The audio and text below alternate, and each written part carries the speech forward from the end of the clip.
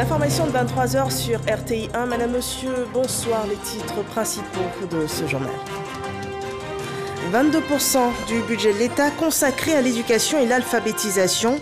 Un engagement de la Côte d'Ivoire pour repositionner le système éducatif ivoirien au rang des plus performants. La ministre ivoirienne de l'Éducation présentait cette politique au sommet mondial sur l'éducation qui s'est tenu les 28 et 29 juillet dernier au Royaume-Uni. La fin du rationnement de l'électricité est actée depuis le 9 juillet dernier. La crise énergétique aura duré 45 jours pour les ménages et 3 mois pour les industriels. Une fin de crise qui permet d'augmenter également la fourniture en électricité aux autres pays de la sous-région.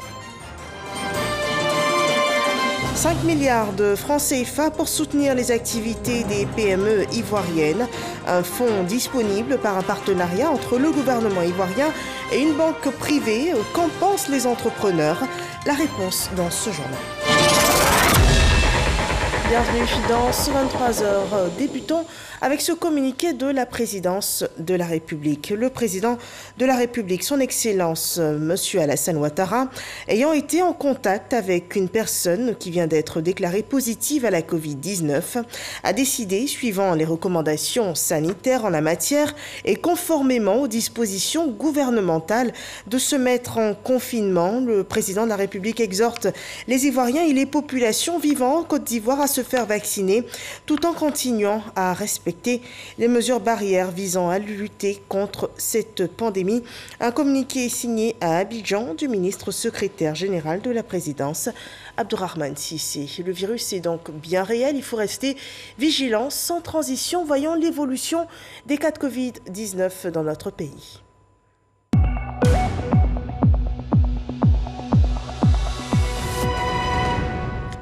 Ce mardi 3 août, 158 nouveaux cas de Covid-19, 92 nouvelles guérisons et aucun cas de décès sont répertoriés par les autorités sanitaires. À cette date, donc, 50 499 cas confirmés ont été enregistrés dans le pays. On en dénombre 49 553 personnes guéries, 332 décès. Il reste encore 614 cas actifs. Pour ce qui est de la vaccination anti-Covid, un total de 1 067 141 doses de vaccins ont été administrées sur tout le territoire. L'actuel représentant résident du NDI en Côte d'Ivoire achève sa mission. Il a rencontré ce jour le président de l'Assemblée nationale afin de faire le point sur la collaboration entre l'organe qu'il dirigeait et l'institution ivoirienne. Une rencontre qui a permis au président Amadou Soumaoro d'échanger également avec François Traoré, le nouveau responsable du NDI en Côte d'Ivoire. Le compte-rendu de Moussa Konaté. Après 6 années passées en Côte d'Ivoire, Kevin Adoumayakpog, représentant de l'Institut national démocratique, est en fin de mission. Reçu par Amadou Soumaoro, le président de l'Assemblée nationale, il se dit satisfait de la collaboration entre le NDI et l'hémicycle. Pour cette législature, nous avons donc un Parlement où les principales sensibilités politiques sont représentées. Je dois dire que pour nous, c'est une satisfaction parce que c'est le fruit des efforts conjugués de tous les partenaires du Parlement ivoirien. Et je repars de la Côte d'Ivoire avec cette image des deux présidents qui se font l'accolade, qui signifie que nous franchissons une autre étape. Et je voudrais donc que cette étape qui arrive soit une étape de consolidation du processus démocratique. Kevin Adoumayakpog quitte le pays pour d'autres fonctions. Son successeur, François Traoré, est présenté officiellement au président Amadou Soumaoro. Nous voulons nous inscrire dans une continuité, pouvoir construire déjà sur le travail abattu par mon prédécesseur et faire en sorte que nous ayons davantage de synergie, de coopération pour accompagner la Côte d'Ivoire dans cette marche de la démocratie. Le président de l'Assemblée nationale a également reçu et félicité l'honorable Thibouetien Michel, député de Bédiala, Gonati, un des lauréats du Grand Prix du traité d'amitié et de coopération Côte d'Ivoire-Burkina, TAC 2021. À présent, l'activité de l'autre chambre du Parlement ivoirien, le Sénat, réajuste son règlement intérieur, une entreprise que permet la Commission des affaires générales institutionnelles et des collectivités territoriales qui a adopté cette proposition de résolution du Sénat portée par une vingtaine de sénateurs. Kader Sogodogo. Des sénateurs, 20 Au total, avec à leur tête, Edouard Djoua-Kéi soumettent à la Commission des affaires générales, institutionnelles et des collectivités territoriales une proposition de résolution portant modification du règlement du Sénat. Les raisons sont de plusieurs natures. Pour prendre en compte ces grands changements, notamment changements liés à la modification de la Constitution en mars 2020, changements liés à l'introduction dans le droit interne des directives de l'UEMOA, cela a conduit au constat tel que le règlement du Sénat n'était plus adapté. Il avait donc des limites.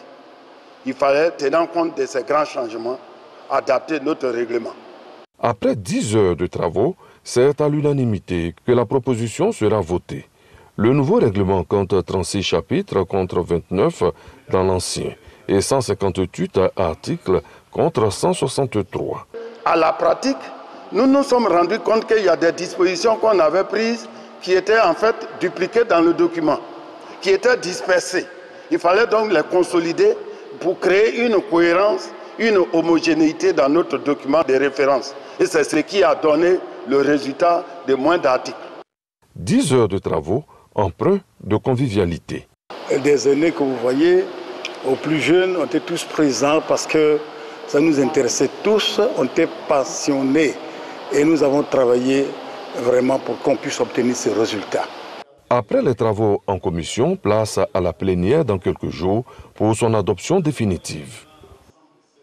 Au niveau de l'éducation nationale, la Côte d'Ivoire prépare de grandes réformes pour repositionner le pays au rang des systèmes éducatifs les plus performants. C'est une ambition qui justifie la participation de la ministre Mariatou Koné au sommet mondial sur l'éducation. C'était en juillet dernier à Londres. À cette rencontre, la ministre ivoirienne s'est exprimée sur l'engagement de la Côte d'Ivoire à consacrer 22% de son budget au secteur de l'éducation et de l'alphabétisation. C'est Forazeki. Comment remobiliser des fonds et donner une meilleure chance aux enfants du monde entier privés d'éducation? Pour répondre à la question, des chefs d'État, de gouvernement et des ministres ont effectué le déplacement jusqu'à Londres, la capitale britannique. Ils ont pris part au sommet mondial sur l'éducation, présidé par le Premier ministre anglais Boris Johnson. Il s'agissait pour les participants à ce sommet d'engager ou de réengager leur pays à concéder une part importante de leur budget à l'éducation. Un engagement réaffirmé par la Côte d'Ivoire à travers Mariatou Koné, la ministre de l'Éducation nationale et de l'alphabétisation. Au nom de mon gouvernement, la Côte d'Ivoire, sous le leadership du président de la République, son Excellence Alassane Ouattara, s'engage à soutenir le secteur de l'éducation nationale et dépasse déjà le seuil de 20% fixé par la communauté internationale. Actuellement, 22,4% du budget national sont alloués à l'éducation et nous nous engageons à maintenir ce niveau jusqu'en 2025. Ce sommet mondial du groupe des partenaires pour l'éducation, co-présidé par le président kényan Uhuru Kenyatta, a été aussi l'occasion pour le professeur Mariatou Koné d'exposer sur les enjeux des états généraux de l'école ivoirienne. Elle précise par ailleurs les efforts consentis par la Côte d'Ivoire durant la crise sanitaire en faveur de l'éducation. Pour rappel, ce sommet a permis de recueillir plus de 2000 milliards de francs CFA en faveur de l'éducation. La crise énergétique est terminée en Côte d'Ivoire depuis le 9 juillet dernier. Le ministre des Mines, du Pétrole et de l'Énergie l'a annoncé officiellement. Ce rationnement n'aura duré que 45 jours et 3 mois pour les industriels. Pour ne plus revivre une telle situation, le gouvernement envisage d'acquérir une centrale froide de 200 MW. On en sait davantage avec Jean-Luc Bangbo. Le rationnement est terminé et il n'y en aura plus. C'est officiel. Le programme de rationnement qui avait été lancé en mai 2021 n'est plus qu'un vieux souvenir pour les populations ivoiriennes. Il s'est étendu sur une période d'1 mois et demi pour les ménages et moins de 3 mois pour les industriels. Nous annoncions une sortie de crise à la mi-juillet, mais depuis le 9 juillet, soit une semaine avant l'échéance prévue, nous avons effectivement résolu le problème. Et donc, depuis cette date, la fourniture de l'électricité se fait sans rationnement aux ménages et aux industriels. Tout en se réjouissant de ce dénouement heureux, le ministre Thomas Camara a annoncé la prise de dispositions pour éviter une autre crise de l'électricité. Des dispositions ont été prises de sorte qu'une centrale d'appoint, une centrale de réserve soit commandée et soit alimentée par du gaz GNL, le gaz naturel liquéfié, pour qu'il y ait une panne d'un gros équipement de production ou pas, qu'il y ait une panne d'une plateforme de production de gaz naturel qui alimente nos outils de production thermique ou pas, nous soyons toujours en mesure de fournir l'électricité dont la population a besoin. Le ministre de l'Énergie avait à ses côtés son collègue de la communication et les responsables de structures sous tutelle. Ils ont tous présenté leurs excuses à la population ivoirienne pour les désagréments vécus durant cette période. La politique de financement des PME en Côte d'Ivoire bénéficiera de l'appui d'une banque privée panafricaine. Grâce à une convention, les PME ivoiriennes pourront soumettre des crédits à un taux de 7% sur une période de 24 mois. Au total, 5 milliards de francs CFA sont disponibles pour les entrepreneurs. Le reportage de Dangui Dangui. La question du financement ou de l'accès au crédit est un casse-tête pour les petites et moyennes entreprises PME ivoiriennes, mais aussi pour les autorités, toujours en quête de solutions à cette problématique. C'est dans cette optique que le ministère de la Promotion des PME et Ecobank ont signé une convention portant sur le financement des PME à hauteur de 5 milliards de francs CFA à un taux de 7% sur 24 mois. L'idée, c'est aussi d'accompagner de vrais entrepreneurs à devenir demain de grandes entreprises. C'est ça l'esprit de la Convention. S'il y a une philosophie à mettre derrière, c'est cette philosophie-là qui est d'offrir des aides aujourd'hui, d'accompagner aujourd'hui, pour que demain, on puisse avoir à de vrais champions, à des grandes entreprises de l'économie ivoirienne. Une bouffée d'oxygène pour l'écosystème des PME qui représente 98% du tissu économique formel, selon les experts. Le gouvernement veut capitaliser sur le rôle socio-économique de ces PME pour accélérer le développement de la Côte d'Ivoire. Celles qui vont être partenaires d'Ecobank, qui ouvrent ses portes, doivent pouvoir donc renforcer la majorité donc, de leur capacité financière et de leur chiffre d'affaires dans cette banque pour qu'au-delà de cette convention, la banque continue à les accompagner dans leurs activités. Selon le bilan du groupe Oxford 2018, les PME représentent 20% de la richesse nationale et 23% de la population active de la Côte d'Ivoire. Le service économie nous embarque à présent dans un tour des chantiers d'embellissement du district d'Abidjan. Le coût des investissements est estimé à environ 10 milliards de francs CFA. Voyons concrètement ce qui a été fait de cette enveloppe dans ce reportage de Jean-Luc Bangbo. C'est l'un des chantiers phares du gouvernement ivoirien en matière d'embellissement de la ville d'Abidjan. La promenade du front de mer en cours de réalisation à Port-Boué. Un aménagement pour balades pédestres, pistes cyclables, espaces de restauration, de loisirs et de sport, le tout sur un parcours de 8 km. Ouvrage qui se veut à l'image de la célèbre promenade des Anglais à Nice en France et qui fait déjà rêver. Ça donne un visage vraiment reluisant, en tout cas un pays des rêves, quelque chose que nous n'avons pas l'habitude de voir. Vraiment, ça rehausse l'image du pays. On est très très fiers, tout le monde est en train de parler de ça. Tout le monde rêve que ces temps-là arrivent, vont finir. Là, plusieurs personnes viendront pour s'amuser, pour se balader. Cet ouvrage qui permettra d'assainir les bordures de mer du quartier de Port-Boué pour un développement rapide du tourisme sur place se présente comme la vitrine de la politique d'embellissement de la ville d'Abidjan et de certaines villes de l'intérieur, entreprises par le ministère de l'Équipement et de l'Entretien routier. Le ministère faisait simplement des routes, mais très souvent, l'ambiance autour de la route n'était pas très agréable. Aujourd'hui, dans tous les projets importants que nous entreprenons, à Abidjan et aussi bien à l'intérieur du pays, nous intégrons toujours un volet embellissement qui prend en compte des passages piétons, qui sont très souvent en pavés colorés, et aussi des plantings de fleurs, tout ça pour donner une autre allure donc, aux différentes villes. Si les populations de Port-Boué sont impatientes de profiter du front des mers, celles du plateau et des Cocody peuvent jouir de la belle vue et du bien-être que leur procure l'embellissement des grandes artères, comme ici, à la place de la République, au boulevard Lagunaire ou encore au boulevard des Martyrs. Demander à tout le monde de ne pas piétiner les gazons, les fleurs, de ne pas les arracher, de ne pas aller pisser dans les fleurs. Excusez-moi du terme, mais c'est ce qu'on fait le plus souvent. Et de respecter la verdure, parce qu'il y va aussi de la santé de tout le monde. Un paysage totalement relooké. 10 milliards de francs CFA, c'est le coût total de l'ensemble des travaux d'embellissement. Des travaux qui devraient aller au-delà des frontières du plateau et de Cocody. C'est que Cocody et plateau seulement. La ville est belle, voilà. Mais moi, je pense qu'il y a d'autres communes aussi à rendre joli comme ça. Nous travaillons beaucoup sur les villes secondaires, les villes autour d'Abidjan, parce qu'on ne peut pas avoir que de la concentration à l'intérieur de la ville d'Abidjan. Vous allez à Beauville, des travaux sont en train d'être faits, à Dzopé, à Tiasalé et d'autres villes. En 2020, ce sont plus de 109 milliards de francs CFA d'investissement que le gouvernement a consacrés à la réhabilitation et à l'entretien routier, des espaces et des routes où il fait bon circuler. Le défi désormais est de maintenir en état ces ouvrages. Ce sont des investissements importants qui ont été consentis en faisant tous ces embellissements. La vision du président, c'est vraiment de laisser des villes accueillantes, des villes belles, des villes qui sont agréables lorsqu'on circule.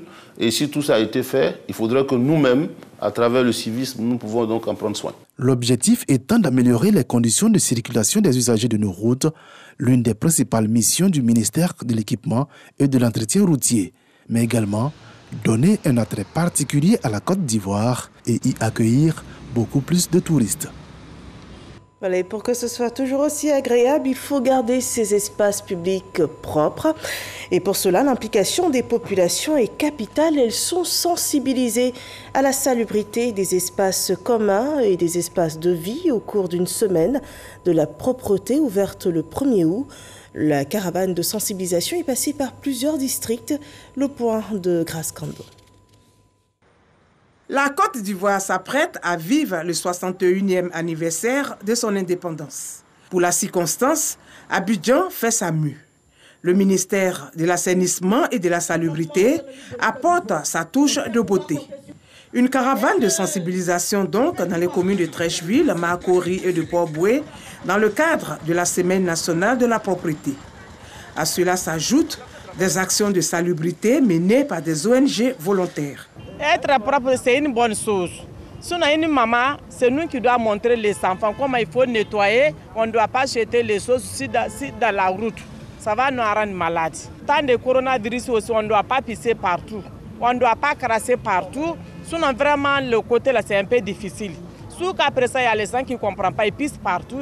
Ils moussent partout aussi. Vraiment, si on peut lancer le message là, les gens n'ont qu'à arrêter ça, là, ça va nous faire du bien. Quand le coin est propre, tout le monde est content. Maintenant, ce que nous, on doit faire maintenant, on ne peut pas laisser quelqu'un y jeter un sachet à terre-même. Chacun il doit avoir une poubelle à côté de lui. Comme ici, là, c'est en arrêt de bus, il y a les gens qui viennent et mangent et jettent, mais nous-mêmes, on va occuper de ça. Des messages de sensibilisation également en langue malinké, wobé et baoulé pour expliquer le bien fondé de la propreté. La Semaine nationale de la propreté est à sa 6e édition. Elle se déroule autour du thème « Pour la propreté de mon cadre de vie, je m'engage ». Une ville autosuffisante en eau potable, il s'agit de Djuekwe, la capitale de la région du Guémon, c'est à l'ouest du pays. Là-bas, 2 unités compactes dégrainants y ont été installées et permettent le stockage de 700 mètres cubes d'eau, de l'eau potable pour tous, mais on pense aussi à la salubrité et des travaux de canalisation ont été lancés dans cette ville, selon le récit de Léon Brou. Ouverte par les ministres de l'Hydraulique et de la Fonction publique, cette vanne est celle de la nouvelle unité de production d'eau potable de Diglo. Sa capacité, 2000 m3 par jour et la quantité désormais disponible monte à 2900 m3 pour un besoin journalier de 3800 m3 d'eau potable. En tirent pleinement profit déjà les ménages au centre-ville. Nous avons de l'eau régulièrement sans problème. Le seul problème est que souvent quand ça vient, c'est un peu sale. Tout tout le contraire dans les quartiers dits d'extension comme ici à Bengué, désignant pourtant l'émergence. L'eau qu'on boit ici, là, ça nous fatigue. Regardez ça là, et puis c'est tiré dans le puits. Souvent, là, nos bébés, là, ils ont diarrhée. Pas un gros tuyau là n'est pas ici. Si tu veux avoir l'eau, là, il faut avoir de l'argent. Encore 6 mois et de l'eau potable dans les nouveaux quartiers de Djiglo. 1200 ménages desservis à travers 51 km de canalisation nouvelle pour plus de 575 millions de francs CFA, des investissements bien à propos. Le déficit en eau est un problème assez récurrent ici à Djiglo. Les populations ont demandé qu'il y ait une meilleure couverture. C'est fait aujourd'hui. Nous sommes très satisfaits de pouvoir bénéficier aujourd'hui de 2000 m3 de jour. L'ensemble des 177 pompes à motricité humaine, recensées comme étant défaillantes en mai 2019, ont été à ce jour toutes réhabilitées. C'est la raison pour laquelle, avec mes parents, avec mes frères élus, je voudrais dire tout simplement merci. Cette reconnaissance, d'autant que le ministre de l'Hydraulique annonce une seconde unité de production pour combler le déficit restant de 23% d'eau potable à Djiglo. Nous avons un déficit de 23%. Donc ça veut dire qu'il faut une autre unité de production qui va donner 2000 m3 et en ce moment nous serons largement au-dessus des besoins de Djiglo. Surtout que nous faisons une extension de 51 km.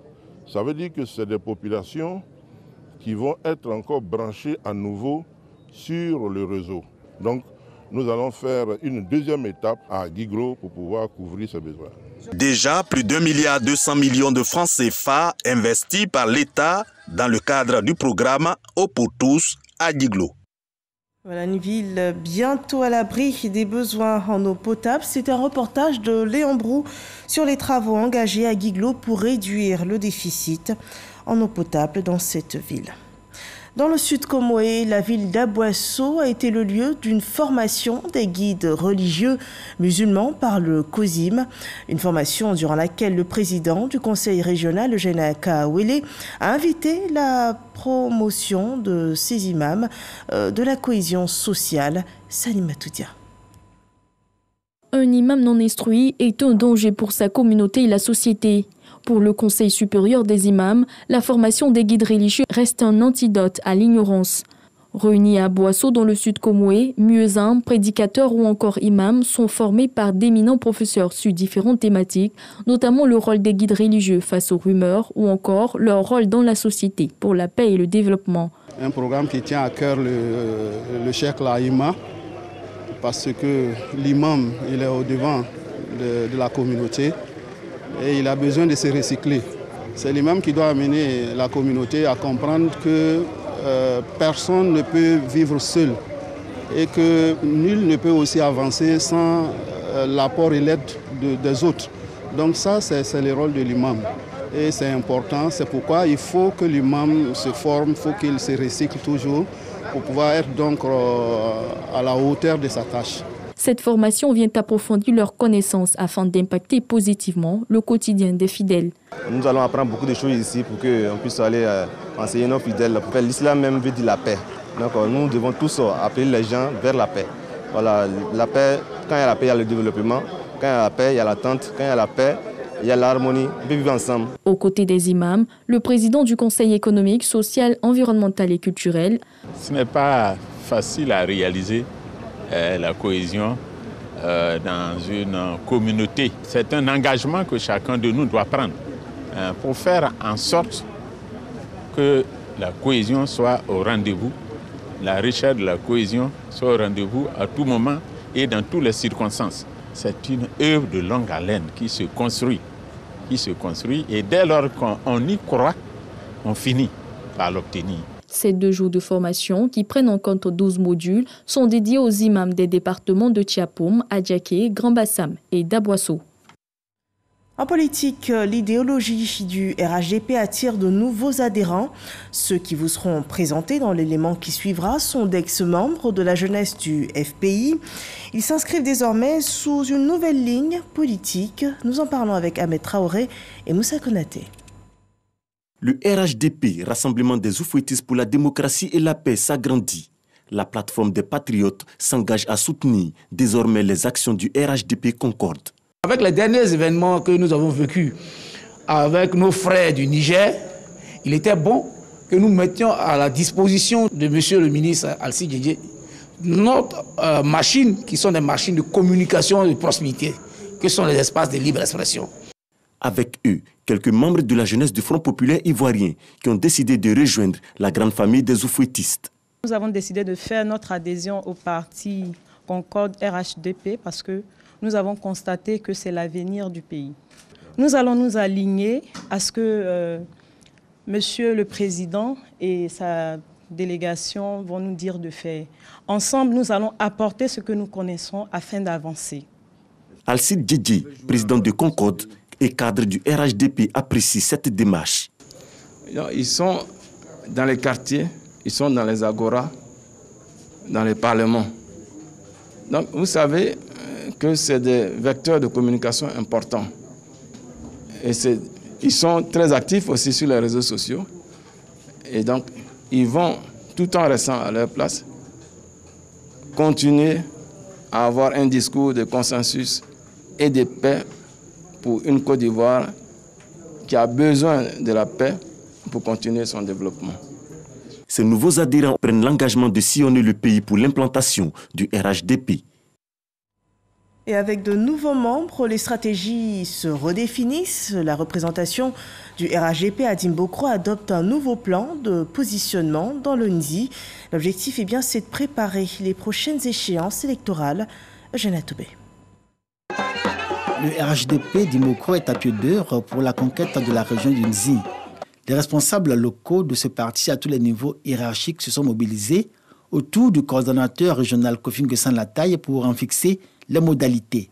Ils devront traduire en action les résolutions et recommandations issues des réflexions portant sur 4 grands sujets, à savoir la vie et le fonctionnement du RHDP dans la région du NZI, la cohésion, la solidarité et le développement humain, les stratégies de communication et les stratégies de mobilisation des ressources financières.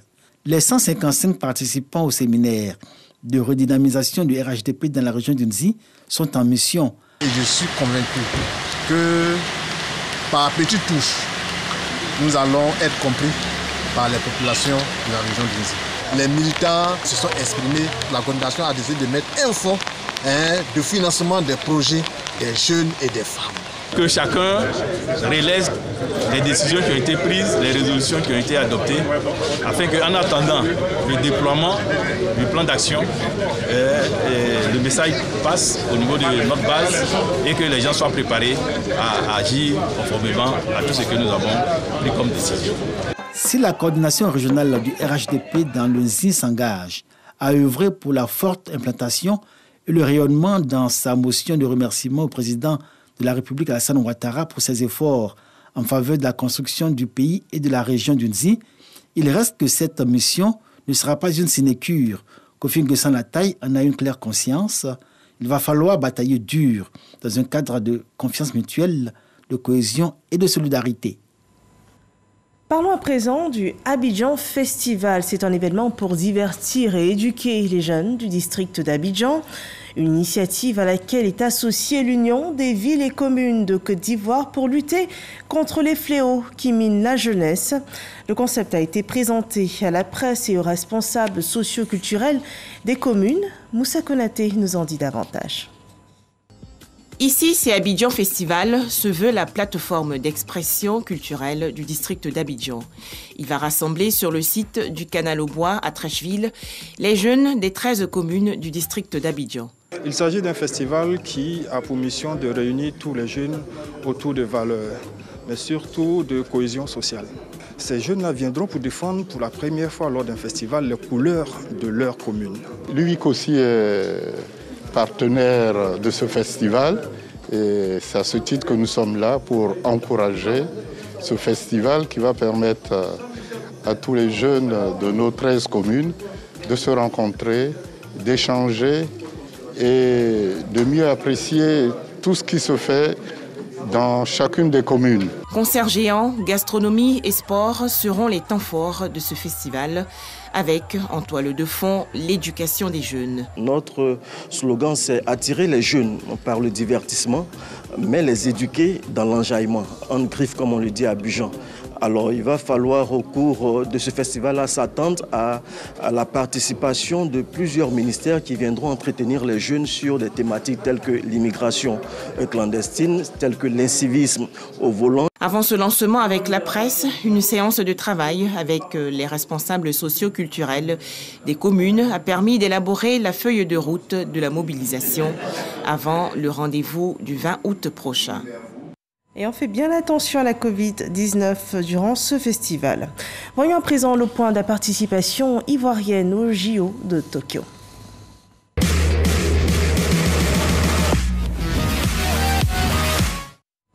Marie-Josée Talou est bien loin du podium de la finale du 200 mètres. Elle termine sa course en 5e position, en 22 secondes 27. La course fut finalement remportée par la Jamaïcaine Hélène Thompson-Hera. Le résumé du parcours par Arsène Kouassi et Jean-Sylvain Esso. Pas de podium pour Marie-Josée Talou. Dernière représentante engagée dans la compétition, la sprinteuse ivoirienne n'a pas pu réaliser l'exploit en finale du 200 mètres. Au couloir numéro 6, Talou réalise une belle entame au coup d'envoi avant de sombrer dans les 100 derniers mètres. Elle finit la course en 5e position avec un temps de 22 secondes 27 centièmes dans une course remportée par la Jamaïcaine Hélène Thompson-Hera qui boucle sa série en 21 secondes 53 centièmes. Une consécration qui permet à la sprinteuse jamaïcaine de conserver ses titres olympiques du 100 et 200 mètres. Derrière elle, la Namibienne Mboma Christine, suivie de l'Américaine Thomas Gabriel, 21 secondes 97 centièmes. Déception également pour l'une des favorites, Shelly Anne-Froise Price, qui termine au pied du podium. Lors de la dernière Olympiade. À la fin de la course du 200 mètres, c'est aussi la fin de ce journal. Merci de l'avoir suivi. Rendez-vous demain pour d'autres informations d'ici et du monde. Excellente fin de soirée sur RTI 1.